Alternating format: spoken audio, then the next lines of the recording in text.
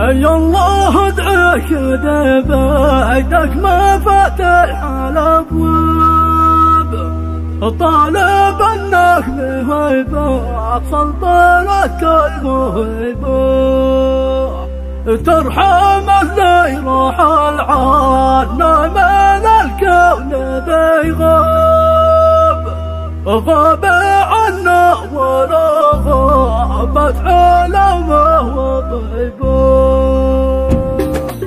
الله ادعيك بيتك مفاتح الابواب، طالب انك بهيبة سلطنتك المهيبة، ترحم اللي راح عنا من الكون بغاب، غاب عنا ولا غابت علومه وطيبه.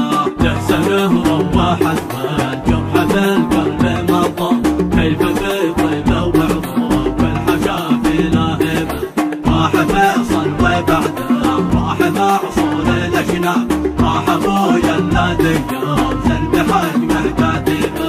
اشهد انهم خساره او جرعه اهل واصحاب، لكن الحمد مهما كان حجم المصيبه، احتجاج لهم ليل الجمالات كساب، انك عشت ما جاملت لاجل الكسيبه.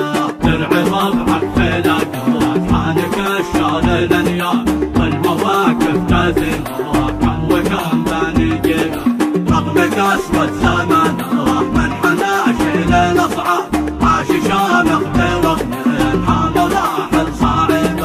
التواضع سجيه اللقي شبه وشاب، والكرم يشتري له مرتقت في الزريبه، كم بكت بعدكم تاك الشوامخ والاشعاب، والسهل والجبل هي والحصون الحريبه.